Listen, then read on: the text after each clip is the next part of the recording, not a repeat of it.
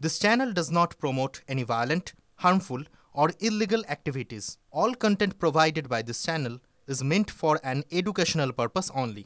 বাগদা এবং রানাঘাট দক্ষিণ মতুয়া অধ্যুষিত এই দুই বিধানসভা কেন্দ্র 2019 থেকে গত লোকসভা ভোট পর্যন্ত এই দুই বিধানসভা কেন্দ্রে বিজেপি এগিয়ে ছিল, কিন্তু সদ্য সমাপ্ত বিধানসভা উপনির্বাচনে বাগদা এবং রানাঘাট দক্ষিণ এই দুটি কেন্দ্র থেকেই বিজেপিকে বিপুল ভোট মানে বড় ব্যবধানে তৃণমূল কংগ্রেস হারিয়েছে। রাজনৈতিক মহলে তাই প্রশ্ন উঠছে, তাহলে কি মতুয়া ভোটাররা গেরুয়া ব্রিগেডের দিক থেকে মুখ ফিরিয়ে নিচ্ছেন? আর বিষয়টিকে কেন্দ্র করে জোর চর্চা চলছে রাজনৈতিক মহলে। ভোট ব্যাংক বাংলার নির্বাচন আলোচনায় বারে বারে উঠে আসে এই শব্দবন্ধ। সংখ্যালঘু তপশিলি জাতি উপজাতি থেকে মতুয়া শ্রেণীভুক্ত ভোটারদের নিয়ে নানা সমীকরণ মেলাতে ব্যস্ত থাকেন রাজনীতির কারবারিরা।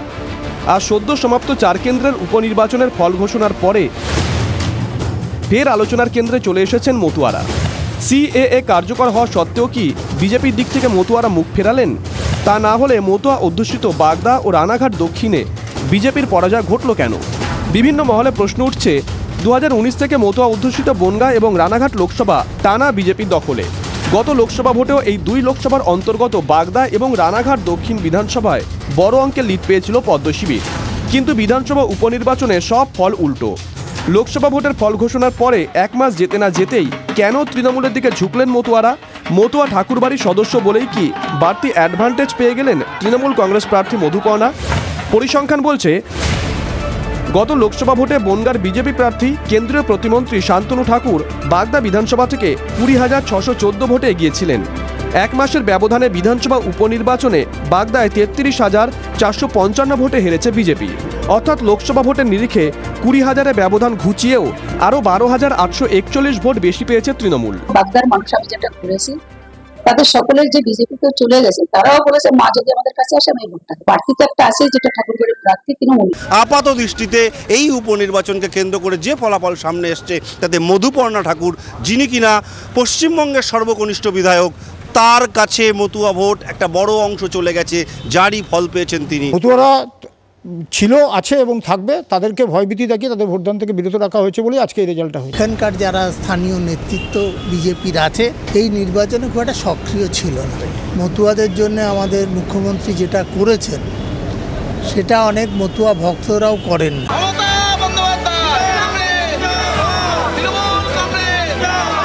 বাগদার মতো মতুয়া অধ্যুষিত রানাঘাট দক্ষিণেও একই ছবি। গত লোকসভা নির্বাচনেও বিজেপি প্রার্থী জগন্নাথ সরকার এই বিধানসভা থেকে 36,936 ভোটে এগিয়েছিলেন। অথচ উপনির্বাচনে রানাঘাট দক্ষিণ বিধানসভা থেকে 39,048 ভোটে জয়ী হয়েছেন বিজেপি ছেড়ে তৃণমূলে যাওয়া মুকুটমণি অধিকারী। অথচ উপনির্বাচনে রানাঘাট দক্ষিণ বিধানসভা কেন্দ্রে 39,048 ভোটে জয়ী হয়েছেন বিজেপি ছেড়ে তৃণমূলে যাওয়া মুকুটমণি অধিকারী। এখন মানুষ একটা দল করতে করতে আর একটা দলে চলে যাচ্ছে, বড় নেতারাই চলে যাচ্ছে, পাবলিক কেন যাবে না? মতুয়া ঠিকই আছে, আপনার সব জায়গায় ছাপ্পা মারেছে। আমরা ঠিক আগে যে দলে ছিলাম সেই দলই আছি, সেইভাবেই ভোট দিচ্ছি, সেইভাবেই ভোট দিয়ে দিচ্ছি আগের মতোই। এই বিপুল পরিমাণে বিজেপি প্রার্থীর পরাজয় নিয়ে উঠতে শুরু করেছে নানান প্রশ্ন। দলের পক্ষ থেকে যদি অন্তর্তদন্ত শুরু হয়েছে, আর এই অন্তর্তদন্তের পরই বিষয়টা স্পষ্ট হবে। বাগদা থেকে রানাঘাট দক্ষিণ সিএএ কার্যকর হওয়ার পরেও এই উপনির্বাচনে কেন মানুষ মুখ ফেরালেন বিজেপির থেকে? এর জন্য পর্যবেক্ষক মহলের একাংশ কার্যত বিজেপি নেতৃত্বকেই দায়ী করছেন। দেখা যাচ্ছে যে মতুয়ারা ভীষণভাবে সাপোর্ট করছে, কিন্তু সাপোর্ট করলেও মানে মতুয়ারা সাপোর্টটা সেভাবে পাচ্ছে না বিজেপির থেকে। একদম তাই। মতুয়ারা যে আন্দোলনটা করেছিলেন সিএ নিয়ে আন্দোলন, এবং সেই আন্দোলনটা সাকসেস, সেন্ট্রালে সেটা আইন পাস হয়েছে, সব কিছুই ঠিক আছে, কিন্তু মতুয়ারা সেটা চেয়েছিল নিঃস্বার্থভাবে মানে নাগরিকত্ব। তো সেই ক্ষেত্রে দেখা যাচ্ছে কিছু কিছু ডাউট সাধারণ মানুষের মধ্যে রয়েছে। বিগত নির্বাচনগুলোতে মতুয়াগড়ের বিভিন্ন আসনে ধাক্কা খাওয়া তৃণমূল এবার বাগদায় ঠাকুরবাড়ির সদস্য মধুপর্ণাকে প্রার্থী করে চমক দিয়েছিল। তাদের সেই কৌশল খেটে গেছে। রানাঘাট দক্ষিণে আবার সন্ত্রাসের অভিযোগ উঠেছে শাসক দলের বিরুদ্ধে। ভোটের দিন তার ছবিও দেখা গেছে এই বিধানসভার বিভিন্ন এলাকায়। রাজনৈতিক পর্যবেক্ষক মহলের একাংশের মতে সাধারণত উপনির্বাচনে শাসক দলই অ্যাডভান্টেজ পেয়ে থাকে, কিন্তু মতুয়া অধ্যুষিত দুই বিধানসভা কেন্দ্রে যেভাবে বড় অংশের ভোট তৃণমূলের দিকে চলে গেছে তা 2026-এর বিধানসভা নির্বাচনের প্রাক্কালে নিঃসন্দেহে চিন্তায় রাখছে বিজেপি নেতৃত্বকে। দীপঙ্কর দাস ও মহাদেব কুণ্ডুর রিপোর্ট, TV9 বাংলা। বিজেপির সমর্থক হওয়ায় বাড়িতে তৃণমূলের পতাকা লাগিয়ে সামাজিক বয়কটের অভিযোগ উঠছে। তুফানগঞ্জের চিলাখানা এলাকায় এই ঘটনাকে কেন্দ্র করে ব্যাপক উত্তেজনা ছড়িয়েছে।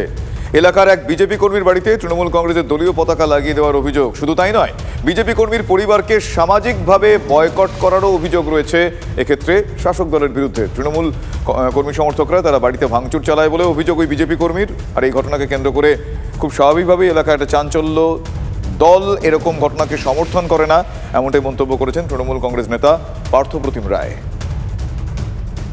বাড়ি থেকে আসছে, আসার পরে যে ঠান্ডা কাটছে, নাপিত ধোপা বাজারঘাট সব বন্ধ। কি বাড়িতে ঝান্ডা লাগিয়ে দিয়ে যায়? বাড়িতে ঝান্ডা লাগিয়ে দিয়ে তৃণমূল থেকে আসছিল, বাড়িতে ঝান্ডা লাগাইছে। দোকান, আমাদের রাস্তার ধারে দোকান আছে, দোকানও বন্ধ করে দিয়ে গেছে। বাড়িতে মারপিট করছে, দরজা সরজা সব ভেঙে দিছে। বাচ্চা ছিল, বাচ্চারা খুব ভয়ে কান্নাকাটি করছে, বলছে যে বয়কট। বাংলায় প্রবাদ আছে, অন্ধের যষ্টি মানে অসহায়ের সম্বল, দৃষ্টিহীনদের অবলম্বন। আর সেই যষ্টি যদি কৃত্রিম বুদ্ধিমত্তা বা AI নির্ভর হয় তাহলে কেমন হয়? চলুন আপনাদের দেখাই একদল বাঙালি ইঞ্জিনিয়ার কি অসাধ্য সাধনই না করে ফেলেছেন। দেখুন এবং গর্বিত হন। PVC পাইপ দিয়ে বানানো একটা লাঠি, তাতে জড়ানো camera, battery, sensor, Bluetooth speaker, যার পোশাকি নাম AI ডেভিড। 3 মাস ধরে খেটে খুঁটে এমন একটা স্মার্ট স্টিক বানিয়ে ফেলেছেন কয়েকজন বাঙালি ইঞ্জিনিয়ার। ইয়ারপড বা যে কোনো ব্লুটুথ ডিভাইস ব্যবহার করে কমান্ড দিলেই উত্তর দেবে ডেভিড। রাস্তা পেরোনো থেকে শুরু করে ক্যাব বুক, টাকা চেনানো, সব কাজ করে দেবে এই লাঠি, যার ওজন বড়জোর 100 গ্রাম। রাস্তা ক্রস করার সময়তে যে রেড লাইট আছে না গ্রিন লাইট আছে, ট্রাফিক ক্রস করতে পারবো কি পারবো না, সে কিন্তু আপডেট করছে যে গ্রিন রয়েছে ক্রস করো, সে কিন্তু ক্রস করাচ্ছে আপনাকে। রেড হয়ে গেলে কিন্তু বলবে, ডান দিকে থাকলেও বলবে। লাঠির নিচের দিকেতে আপনার সেন্সার রয়েছে যে 10 মিটারের মধ্যে যদি কোনো গর্ত থাকে বা কোনো অবস্টেকেল চলে আসে, স্টিকটা অটোমেটিক্যালি ভাইব্রেট করতে থাকবে। ক্যাব বুকিং ফিচার্স রয়েছে, আপনি যদি বুকা ক্যাব বলেন, ও আপনার লাইভ ল্যাটিচিউড লংগিচিউড নিয়ে নেবে যে কোন জায়গায় দাঁড়িয়ে আছেন। জিজ্ঞেস করবেন গন্তব্যস্থল কী, ওই জিজ্ঞেস করবে।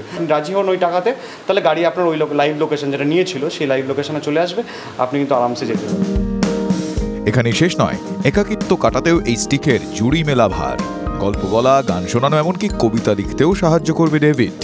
জেনারেটিভ AI কি করছে, আপনার গান জেনারেট করা, স্টোরি জেনারেট করা, আপনার ফটো জেনারেট করা, এগুলো জেনারেট করতেও সাহায্য করে। ইভেন ও আপনাকে দুনিয়ার যে কোনো খবর দিতে পারে, live news update, weather update, again আপনার যে লাইভ যে কোনো হিস্টোরিক্যাল প্লেসের সম্বন্ধে আপনি জানতে চাইছেন, ও কিন্তু আপনার সাথে একদম বন্ধুর মতো সবসময় কথা বলবে এবং পাশে থাকবে। আমরা এই স্টিকটা মেনলি করেছি যারা বাই অ্যাক্সিডেন্ট ব্লাইন্ড হয়েছে, সে তো দেখতে পেত, হঠাৎ সে একদিন দেখতে পাচ্ছে না, বা যারা হয়তো গ্লুকোমা, ক্যাটারাক্টের জন্য এফেক্ট হয়েছে, এটা কিন্তু বেসিক্যালি তাদের মেনলি হেল্প করার জন্য করা হয়েছে। হুগলির চন্দননগরে কোনো সিমেন্টো ইনফোটেক নামে একটি সংস্থা গড়ে তুলেছেন তমাল ইন্দ্রনীলরা। এর আগে কৃত্রিম বুদ্ধিমত্তাকে কাজে লাগিয়ে এই সংস্থা একটি র্যাগিং বিরোধী কিট তৈরি করেছিল। এবার বানালেন এই AI ভিশন স্টিক। ইংরেজি সহ বিভিন্ন আঞ্চলিক ভাষাতে ব্যবহার করা যাবে এই ছড়ি। বাণিজ্যিকভাবে এই স্টিক তারা বাজারে আনতে চাইছেন না।